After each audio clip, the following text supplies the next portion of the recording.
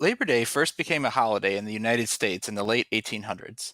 A celebration of society's workers, Labor Day has become an unofficial end to summer and is celebrated around the country with the consumption of barbecued meats and delicious Munchables. But there will be no day off for us. Today we will be hard at work, tasting and judging the nation's snacks. Join our flavor union as we ask, You tried it?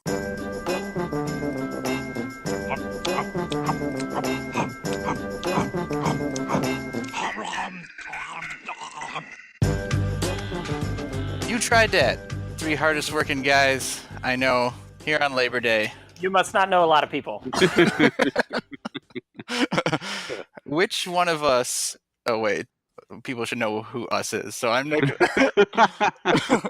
I'm Nick Novak with my pal Shad Hancock. Howdy. Nick Geiger. Hello. Guys, which one of us is most suited for hard labor? Let's see. I'm lazy with a giant butt, so I'm suited for sitting on that giant butt, so not me. I did a fair amount of hard labor when I worked at my dad's place. I mean, hard labor like hauling prints and stuff, not like coal mine type thing. But I don't know. I'm not saying me, but I wouldn't probably be last. Put it that way. I mean, whoever wins this labor competition is by default only, because no steel factory in their right mind would let any of the three of us set foot in it. Let me just give you some context on how bad I am suited for hard labor. As part of my workout class on Tuesday, I had to do about roughly 100 push-ups, amongst other exercises, over the course of a half hour. So that was on Tuesday. Today's Saturday, and I still can barely put my shirt on because I can't lift my arms up like over my shoulders.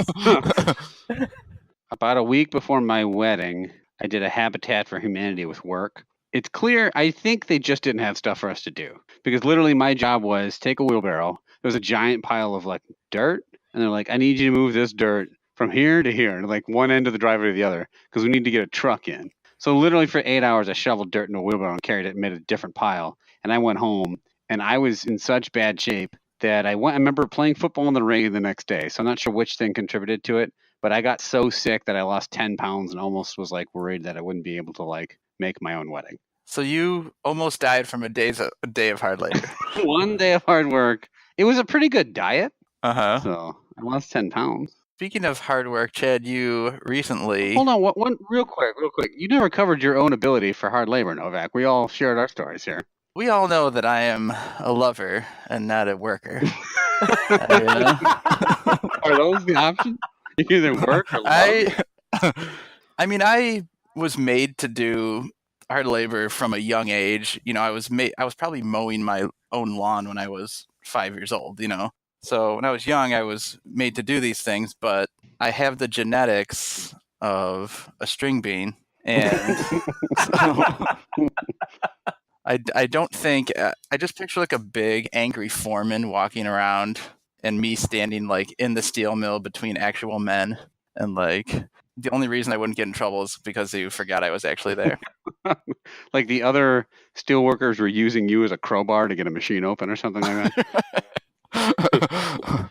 I picture your mom going on Maury Povich and then your dad coming out and then saying, "You're not the father. It's actually this bowl of string beans."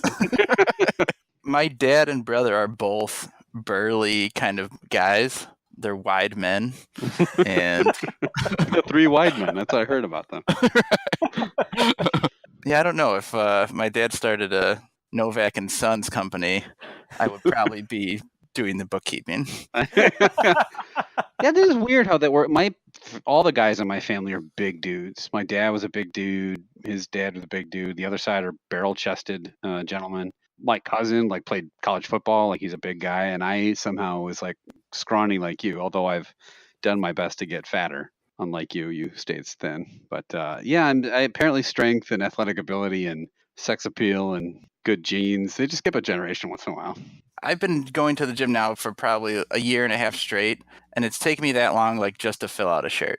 Like, I'm finally, I have to work 3 times as hard. I see these big guys in the gym, and I'm like, what in the hell? I'd have to literally go 24/7. I'd have to have a machine attached to my arms lifting these weights nonstop to get to the point where some of these guys are. You know how we're going to fix that is today one of the snacks we're trying is steroids. So before you know it. yeah. Creatine shakes. Yeah, I mean, I played. I was at my dad's house today helping him move, and he had my old Letterman's jacket, which was basically just a jacket. There was no letters of any sort on it. I didn't earn any. I had like numerals from freshman football, and I had earned a bunch of letters from band that I was too embarrassed to put on there. That year of freshman football, they hand out shoulder pads based on your weight, and so there was two people that did not have their weight class called out. It was the absolute best player in our team, who was this gigantic heavyweight wrestler that they all knew by name because he was some stud jock. They're like, "What's up, Fish? Yeah, hey, Fish." Which his name had nothing to do with a fish, so I don't know where that came from. And then it was like, "Also, I need some," and I'm like way down here. I was like 110 pounds, and I think they're like, "Yeah, this kid's not gonna fucking play." So they just scrounged around and found like 2 dinner plates and tied them together. So they're literally like hunting through. They're like, hold on, I think we got something here. And he's like hunting through all these boxes. I'm like, I feel like a moron. So like, Was it like a play school shoulder pad or it something? was like my first shoulder pads or whatever, like big orange blocks, and they had like puppies on them. He and I actually became friends, and I one time went to the Fish? me and Fish, whose name was Dave. Dave and I were in the weight room at the same time, I think. Call him Fish. I picture you like Salacious Crumb, like sitting on Fish's shoulder. Yeah. Juba. I'm like, yeah, I'll get ya.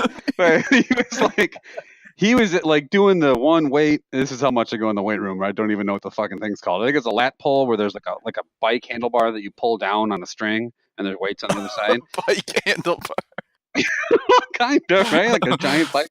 And so Fish was just like, oh, and he's like incredible hulking the machine. He's like, you tried, Geiger. And I grab it and just start doing chin-ups on the bar. I couldn't even get the weight to move. I'm like swinging on it. So what happened at the big game? Isn't there some kind of Rudy style moment to this story? For me, Yeah. I played 7 snaps. This story needs to end with you making a big accomplishment in the championship game. Let's see. Okay. Here's the closest I have to that. There was one stadium. It's freshman football. It's like a Wednesday night. No one gives a shit. So like, there was only one stadium that we played in that actually, by stadium I mean high school football field. No, they actually had an announcer who would announce your number if you made a play or a tackle. So I'm like, okay, and I'm playing on defense because sure. And I can't catch the ball, so I guess may put me on defense. And there was this running play, like I started charging up, and I'm like, I'm gonna get on this tackle, so that like it's like number 10, and so the guy like got tackled right in front of me, and I just like flung myself on the pile, and like really slowly stood up with my back, like so you can see my number, and they're like, number 42 at the tackle. I'm like, fuck you, and then the game was over. I never came close to the ball. That was like one play where it was a running play to the other side, so I just stood up and there was no one in front of me. I'm like, okay. And my dad's like, you got to hit someone on every play. I'm like, Dad, you're a good football player. What am I going to do? Your dad just runs onto the field. This is how it's done. He's like clotheslining people, intercepts the ball. Just kicking over high school freshmen. Wait, did you say he intercepted the ball? Yeah. Geiger's dad? Your dad had an interception in the championship of my game? high school. Yeah, it was totally legal. I was like, oh, look, the Geiger kid got really big. And just my dad's out there just incredible hulking high schoolers to the ground. I like how a fan running on the field and catching the ball still counts as an interception. It was not, I mean, it's someone interceding from its original target. He rode in the back of an interceptor on the way to jail. Well played. So you have wait, I need to hear about this Letterman's jacket. So I thought you didn't get a jacket unless you had a letter to put on it. You get a jacket and then at some point you earn the letter. Yeah, you never had a high school Letterman's jacket? I never had a high school, and I even played sports in high school, and I never was interested in purchasing one. You can buy the jacket all you want. They don't care. You can buy a jacket, and then you bought this jacket from Kohl's or something. It was a Land's End winter coat, and I just kept walking around. Look at all my letters. I like drew a bunch of letters on the back, a big P. Like you get numerals for freshman sports, and then if you get something for JV, and if you play enough varsity sports, and it's based on playing time and stuff like that, you get a letter. And then there's like you can also get a letter for like band or like academics or whatever, debate team, whatever you can get. So I had a bunch of letters, but they were clearly band ones, and I was just like, I was a band geek, and I'm not gonna walk around proudly showing my band letters, even though I earned them. So I had numerals on my shoulder from freshman football, and that is it. So your Letterman's jacket was more of a number man's jacket. My Letterman's jacket was more of a lonely man's jacket. Chad, so let's move on to your sports prowess in the sport of running. Well, it's funny that you guys said, that your genetics somehow like skipped a generation, because I come from a family of just absolute weak, scared nerds, and it definitely didn't skip a generation there. Yeah, so the last couple years I've been pretty into running and been doing a couple half marathons over the years, but I hadn't done one in 2 years. I mentioned a while back on an episode that I was trying to get down under 200 pounds. And quick update, I actually did for a little bit. I got down to like 197-ish and then pigged out on a bunch of Rocky Road Oreos the other day. And so now I'm back up above that. Well, you ate more than 3 pounds of Oreos alone? That's quite a causation there. I'm not good at math. It wasn't just the Oreos. It was also like a couple pounds of pasta. And So yeah, I did do a half marathon 2 weekends ago, and it was probably a really dumb one to sign up for. I basically pick my races based on which ones I think will have the funniest medals. So this one was called Bear Creek. Bears, as everyone knows, are the funniest looking animals. And so I thought, like, if this medal's going to have like a bear on it, it'll probably be pretty funny. And it actually is very funny. It's like a funny looking bear in like a rowboat, just kind of like paddling down a river. The race turned out to be insanely hard. It was like a so-called ultra half marathon, which because it was like really, really hilly, over 3,000 feet of elevation gain over the course of the 13 plus miles. So it took me a little over 3 hours to do, which is pretty slow. The funniest part was at about mile 12 and a half, where it's, just the day has just gone on and it's getting really hot outside and it's just been up and down hills the whole time. And a lot of people at this point are just kind of like walking. But I had tried to reserve enough energy to like really try to push through for like that last half mile and, finish strong or whatever. And so I'm sort of just like slowly lumbering along in what feels like the fastest jog in the world to me right then. And there's this guy that's just like really slowly, walking, and it's a very thin trail. So he kind of has to move to the side to me for me to pass. And so as I'm passing him, I try to give him some like words of encouragement, like, hey, we're almost there. Come on, you can do it. And he just like looks at me and he just goes, I have no business running this race. You all right? Yeah, he was fine, but he was just obviously very tired. That's hilarious. Did he look like he was in shape? He looks like he was in better shape than me, yeah. But was it Fish? Fish could not run a half marathon. Fish is a big dude. He signed up for Bear Creek because he thought he could swim it because he's a fish. right. Were you fueled on by the thought of the Rocky Road Oreos? This company that I do the most of my half marathons through, they have the absolute best food spreads. That's why I do them with that company. So like they had the different food stations along the way, and they had just like cups of like M&Ms, pretzels, in addition to like the regular water and Gatorade and stuff, and bananas. But then at the finish line, they had ice cream sandwiches and like huge chunks of watermelon and like some apple pie that you could eat and like little cinnamon rolls and all sorts of stuff. So I just was pigging out on that finish line. So that's sort of what motivates me, is I'm going to pig out when I get to the end. I think you should get a Letterman's jacket with a big Oreo patch on it. I'll make you one. Do it. I want to see you do that. Oh, wait, I can't sew. I have no transition to a story about your dog dying, but right. Any transition I could come up with would have just been insulting instead of funny. So my dog and I were in a race to heaven, and he won. No? Jesus Christ. No, that's too soon. Oh, there you go. Fixed it, right? No, so not to make light of it.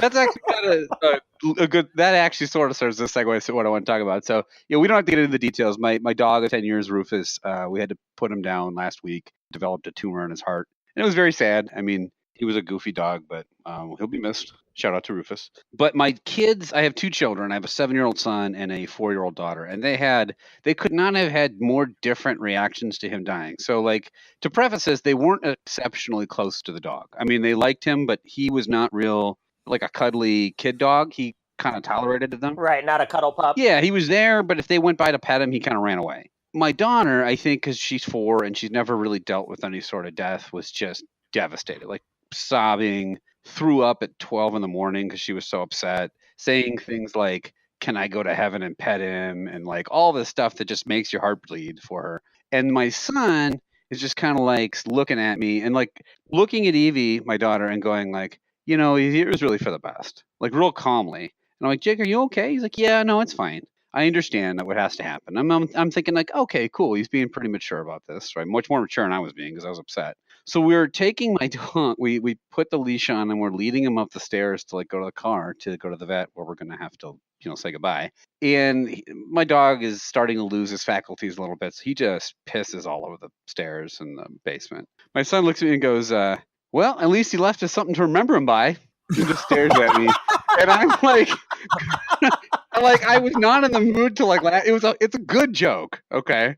But I was just kind of like, we need to work on reading the room a little bit. Like that. And time and place. And he's kind of looking around with his hands up, like, huh? And like, yeah, Jake, not now. That's And like, I was like kind of irritated, but my wife's like, he's just trying to make us laugh. He's trying to cheer Evie up and stuff. And I'm like, yeah, okay, I can see that. So he makes a joke. Nothing's wrong yet. Are right? there We more get in the jokes car. coming?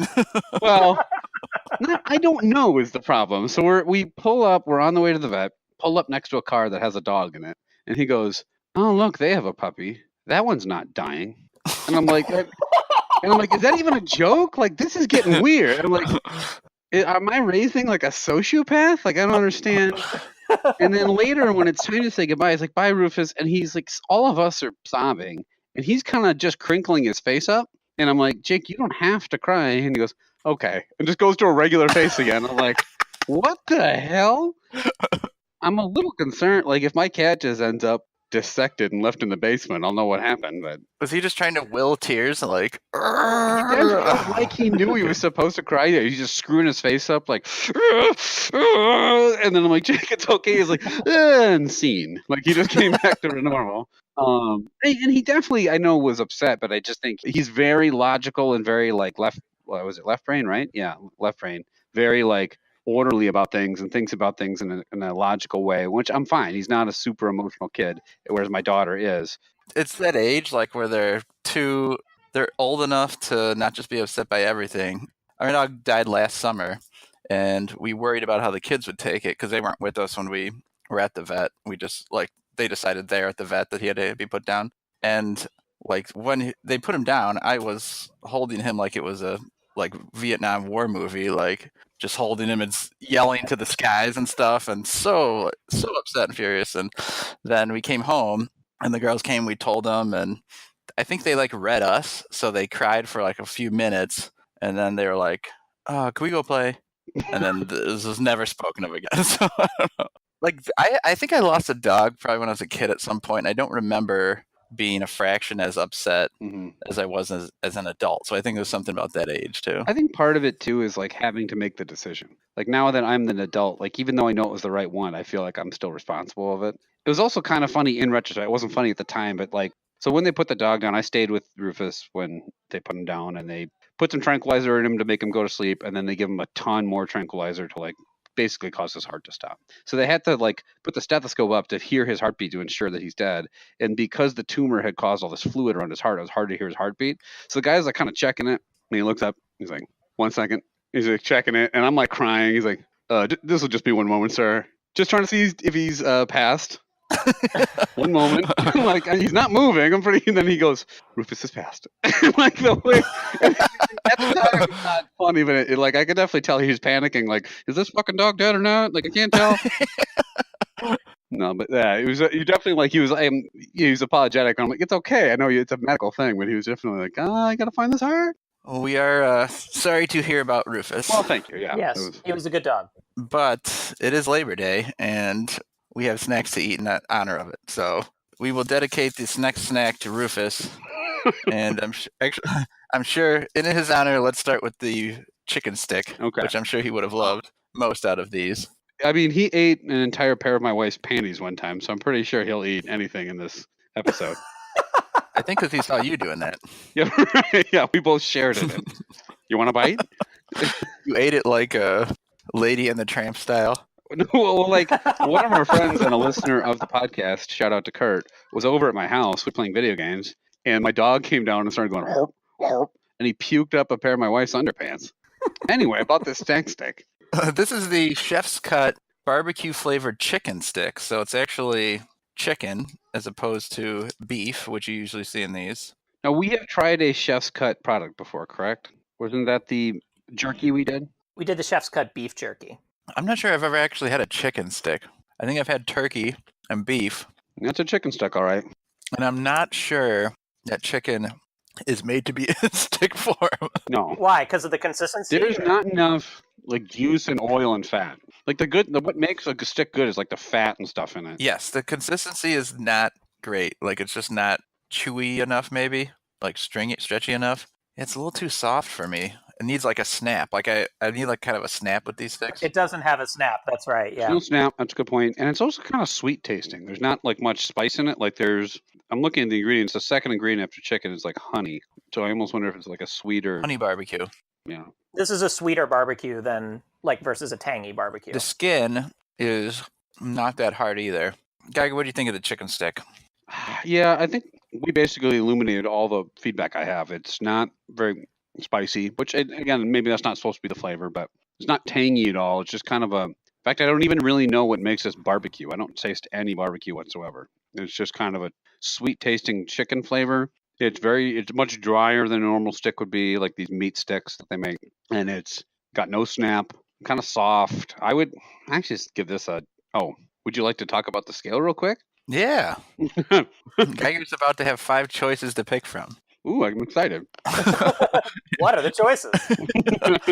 A love dat, Ooh. like dat, indifferent to dat, dislike dat, and hate dat. So where do you fall? I would give this a dislike that. I Wow. don't like it that much at all. There's just Well, if you don't like it, dislike that. It seems to be I chose correctly. Yeah, it's almost like just absent of flavor. There's really nothing remarkable about it at all. I almost went indifferent, but there's no way I'd ever buy this. And even if it was laying out at a party, I'm not sure I'd eat one because I might as well just eat celery. There's just it's healthier. It has equal amount of taste. Who puts out meat sticks at a party? What is this party? This Chef's Cut cafeteria. The only party with meat sticks is like one of those key parties, where everybody throws their key in a bowl. Right. Yeah. Yeah. They don't taste like chicken, though, I found out. Talking about it. All right, Chad, what do you think of chicken stick? I like this, actually. I ate the whole thing. What?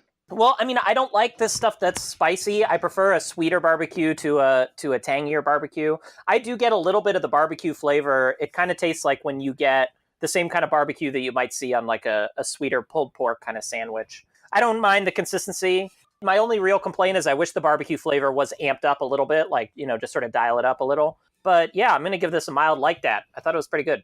All right, I'm definitely siding more with Geiger than Chad. It's the texture and consistency that is really downgrading it for me, and it just doesn't have enough. I don't know, maybe it's a little barbecue flavored-ish, but it definitely needs a ton more.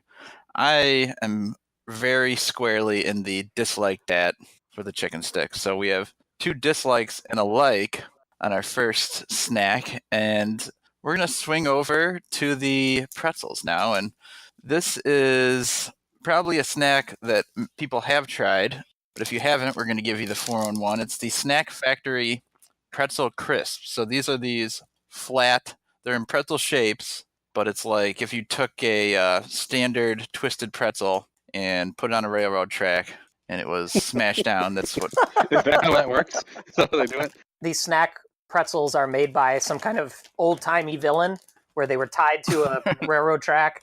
Haven't you guys ever put a penny on a railroad track? Have you done that before? No, because I'm not a horrible person. A horrible person? A penny is not going to derail the train. That's what you think. You put it on the track. I've done this many times as a kid. And the train goes by, and then you have like a flattened, oblong-shaped penny. 2 miles down from Novakstown, they led the nation in railroad crashes. You just had no idea. Yeah. The kid derails train with penny.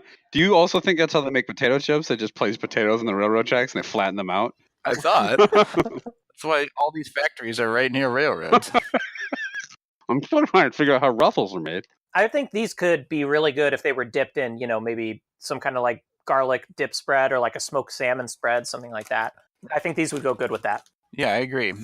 I've had these before and don't usually dip them, and I don't know why, because that seems like it's almost like maybe they were designed to be more dippable than a standard pretzel. I like that they're not, and this is probably something that you guys might find a negative. I'm not a huge pretzel guy, mostly because I find them overly salty most of the time. These are not overwhelmingly salty, which I appreciate. It's definitely variable. I seek out the saltier ones. I do like the salty pretzels. So, Chad, why don't you start us off? What do you think of these pretzels? Yeah, I could really see myself eating these. They're enjoyable. I hadn't had them before.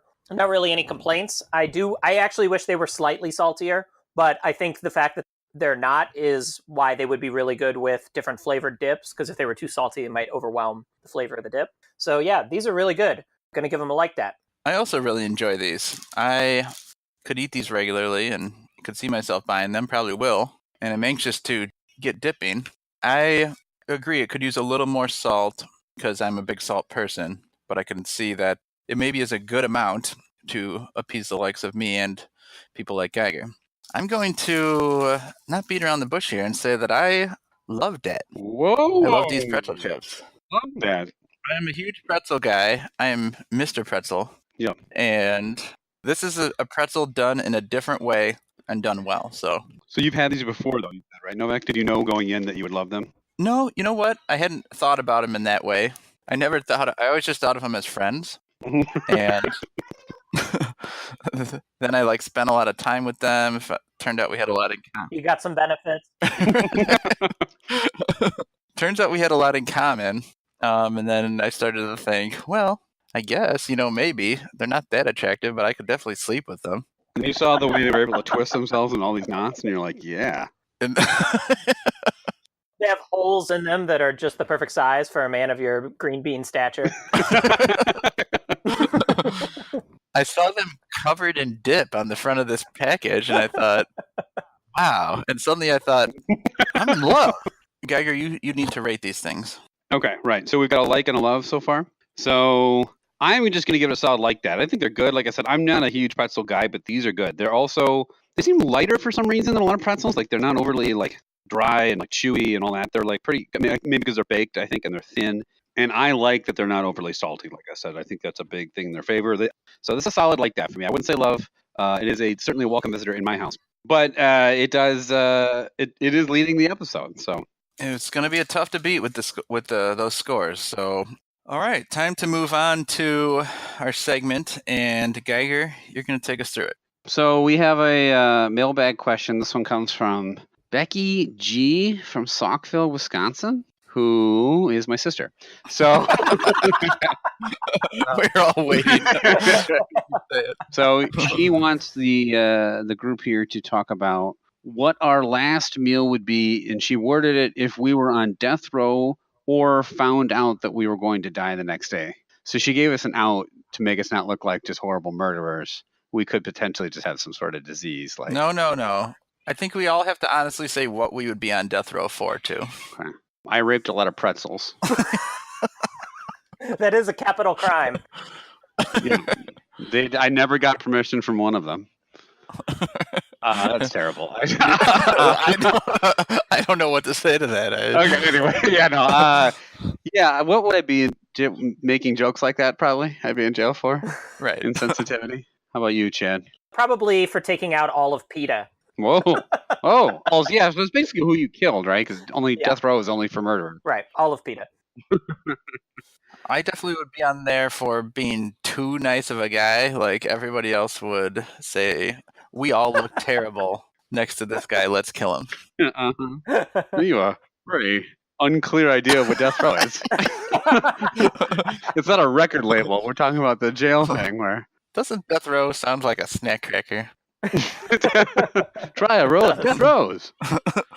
Does anyone have an answer right at the top of their head here for last meal? For me, it would be a couple different courses. I'd want to basically revisit all my favorite foods But for sure, there would be some sushi to start off with, like some of like sort of the nicest sushi with like some, some salmon on top. Then I would go into some katsudon, which is maybe my all-time favorite thing. That's Japanese dish that's like fried pork over like rice with some egg and some other stuff. After that, third course. You are cheating the hell out of this question. That's my last meal. The whole point is to pick one meal. Yeah, this is my meal. Appetizer and sushi, main course, and then dessert. Okay, this is dessert? Yeah. Oh, okay. I thought you were just going to name another dish. The prison guards are like, that inmate that keeps playing tetherball with himself over there is, he's got a list of 8 courses. Do you know what the fuck katsudon is? He's been eating for 4 straight days. I think he's trying to avoid death row. So yeah, the last course would basically just be, so one of the most rich, decadent chocolate cakes with like a bunch of vanilla ice cream on it. That would just be the perfect way to go, I think. And then I would eat so much chocolate cake that I would actually die of cake consumption. Geiger, what do you think? I would have to do these all in smaller portions than I normally would, but so I could get like a wide range of things. So I think I'd want like half a slice of like pepperoni deep dish pizza. Wait, so you get to choose 30 things, but when I do, I get a bunch of shit for it? Look, if we're going to do this, we're going to do this, right, I guess? No, so you get, let's say 3. That's your appetizer. Your appetizer is a slice of pepperoni pizza. Okay, I have to do an appetizer? I want some wontons. Okay, so to make it a regular meal, that's a good point. I probably would do steak and lobster. I like it, like a medium, like a really medium rare ribeye with like a full lobster, maybe with a giant tail on it, because this prison is apparently going to give me the richest food on the earth. And I would want like a couple beers and a Mountain Dew. And then I think for dessert, man, I'm not as big into dessert, but I like dessert. So I probably like, you said chocolate cake and maybe some mint chocolate chip ice cream with like hot fudge. That would be good. A little drawn butter for the lobster and maybe some roasted Brussels sprouts on the side. If I had to, and a loaded baked potato with a lot of cheese and maybe a side of mac and cheese because I'm lactose intolerant, but who gives a shit if I shit my pants on the electric chair? Like, fuck those That's guys. how you want to die. He died as he lived, shitting his brains out. It's going to make it easier for you to go because you'll conduct all that extra electricity through your ass as like the shit is coming out. Yeah, that's how science works, I think. Yeah. You guys have a really, really intimate knowledge of death row and its machinations. Okay. For my appetizer, I have to revisit all the important moments of my life, like my childhood and actually adulthood, since I still eat this, is a plate of pasta loaded with butter and salt. That would be my app because I need my life flashing before my eyes, and I eat it. It's probably the food I've eaten more than any other, the food I've most consumed of any food on the planet. So now, is the reason that you're still constantly consuming it because you have some kind of cynical attitude? Like, I could go any day. I could die in a car accident tomorrow, so this could be my last meal. Yes, anytime I drive, I eat it just in case I'm just blindsided. Yeah, how'd he die? He got in a car accident because he was trying to cook pasta in passenger.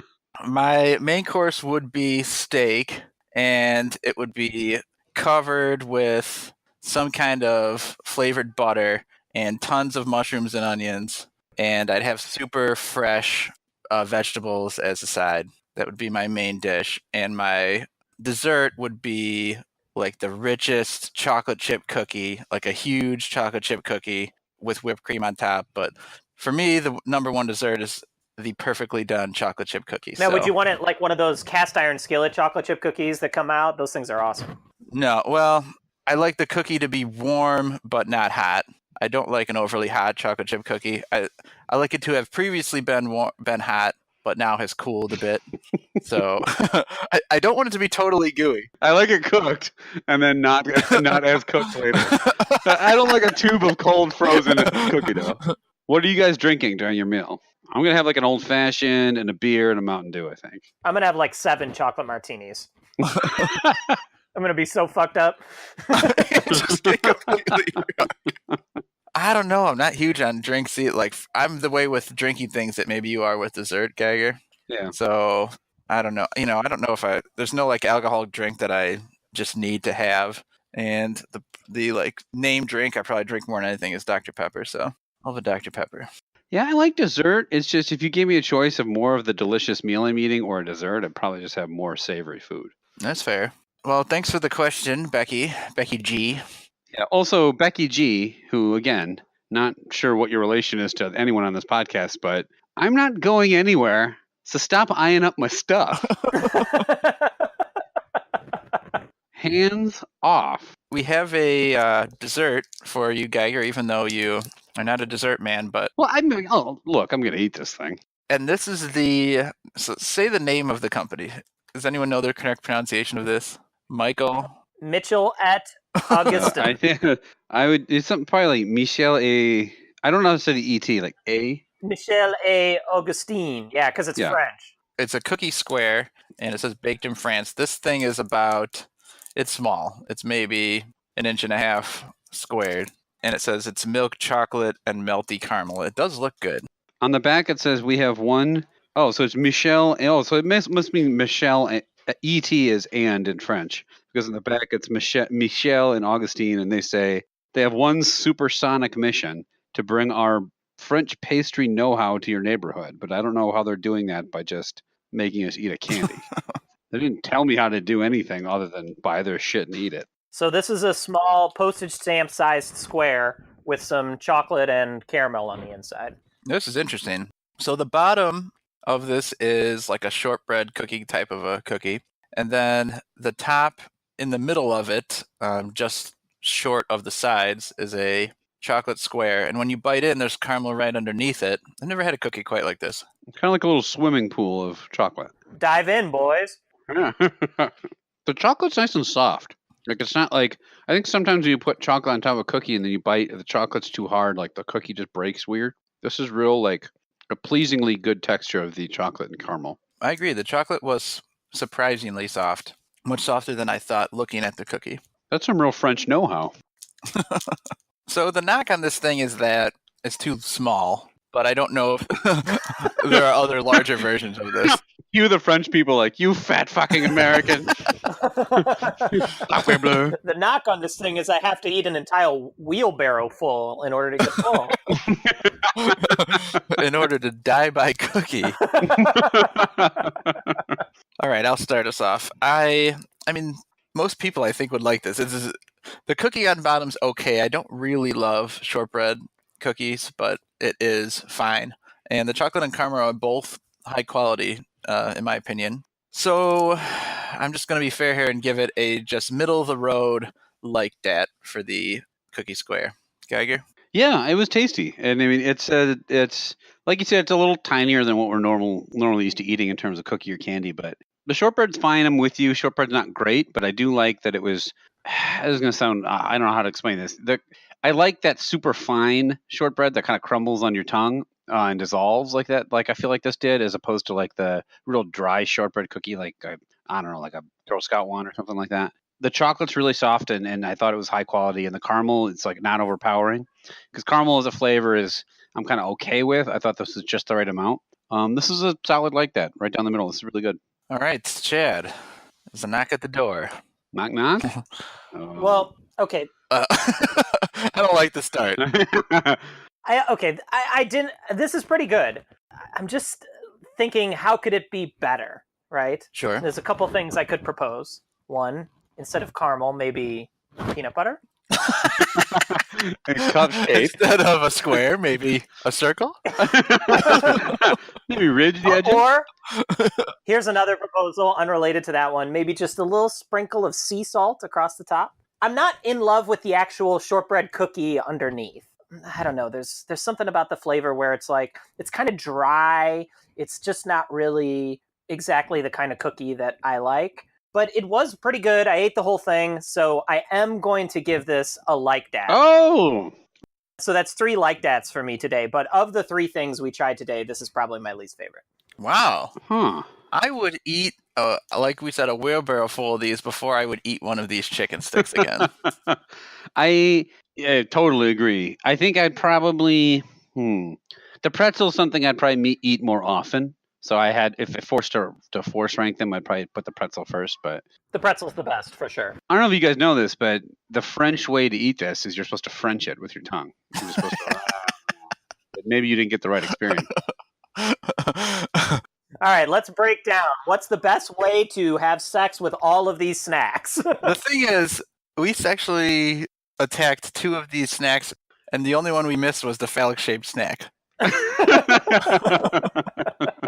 No, I stuck it up my ass.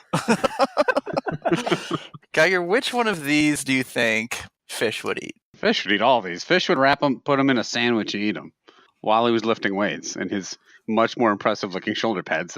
I think Fish lettered in eating chicken sticks, if I'm not correct. If I'm correct. I was like, "Did you get a letter for that? Where are the chicken sticks?" I tried to have one. I choked and I passed out. The more I hear about Fish, the larger a human being he becomes in my mind.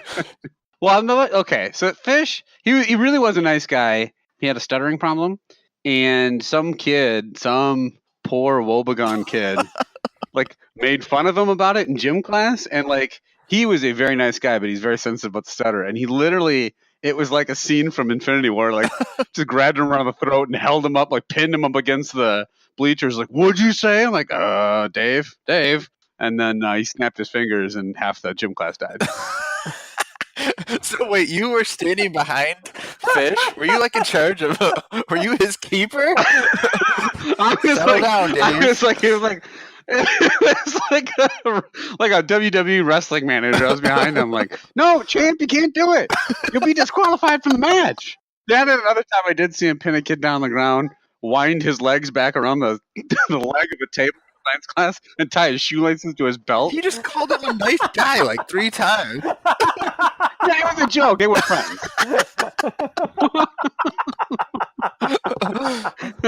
Geiger has to say he's a nice guy because he's terrified of him. Fish is standing outside the window right now, staring at you. He lives in my shed. I got to go feed him some raw beef. Hold on. Fish hungry. He only eats raw beef, and so when he looked at these snacks, he would be like, "I have no business eating any of these snacks." I have no business. There was no reality in which these snacks make sense to me. Now can I have sex with that one? I gave him a couple pretzels. Oh, is Fish? What are the chances Fish listens to our podcast? What number have they invented that means less than 0? It's a negative a million. Take a guess as to what he's doing these days. Not telling stories about me. I know that. I'm friends with him on Facebook. I think he lives out in Colorado. He's got a big woolly beard, and I think he does a lot of outdoor stuff. Fish is a bear, isn't he? We called him that because he kept eating so many fish out of the river. The school put you in charge of following a bear around, making sure he didn't hurt any of the children. You nerd! You can be on the football team as long as you can handle this bear. I guess. Fish, no! Stop killing people, Fish. Remember that game? My son had a great important role, and he taught a bear how to read a snap count. Which sport would bears be most dominant at? Wrestling? Well, are we golf? Are we taking into account that they have to follow the rules and things? Yes, of course. Step 1: the bear needs to know it's in a sport. So football's an obvious answer, but can you keep the bear on sides, before the play goes? Bear could probably pretty easily dunk a basketball and then rip the entire basketball hoop down afterwards. Wait. Whoa. What bear do you know can jump 10 feet into the air? He's already 10 feet. Yeah, or he just climbs the pole. They can climb anything. I'm pretty sure that's not in the rules of basketball. Oh, look, there's Stephon Marbury scaling the pole again. Yeah, he'd be good at swimming. And if you just put the ball in his mouth and told him to run forward, who's tackling a bear? You just put a bunch of meat in the end zone and you've got an automatic touchdown every time. He certainly is not going to play hockey or baseball. I want to see a bear on ice skates. It's definitely just some Olympic sport where he just has to isn't a bear incredibly fast? Oh, yeah. They can climb really fast. He dominated Kobayashi in that hot dog eating contest on that Man vs. Beast special. You guys ever watch that? Must have missed it. It was some TV thing on Fox maybe 10 years ago or And they had all these different things where it was Kobayashi and who can eat 50 hot dogs faster, Kobayashi versus a bear. And of course, the Kodiak bear ate all of them in 3 seconds. Like, just absolutely dominated. And then he ate Kobayashi. Right. And then they had like a sumo wrestler versus an orangutan in tug of war. My favorite, though, was they had like an Olympic racer against a giraffe in like a 100-yard dash or something. And they brought in Carl Lewis as a color commentator, and he said they were just trying to break it down. He's like, okay, the first thing is the giraffe needs to know that he's in a race. Well, a good spot to call it. So, real quickly, Twitter, Facebook, Instagram. The email is youtrydat@gmail.com. All of those other things are just You Tried Dat, hashtag You Tried Dat, @You Tried Dat. You know how to use social media. Come on now, learn stuff. And also on National Geographic. Go check us out. And that would give us your feedback. Let us know what you think of our treatment of bears. If you have any snacks to suggest, we'd love to hear from you, or a mailbag question. next month's National Geo has a picture of fish on it, I think. Fish dunking a basketball. Which he could not do. All right. Well, so, see you next time when we will have 3 brand new snacks. Deuces. Yep.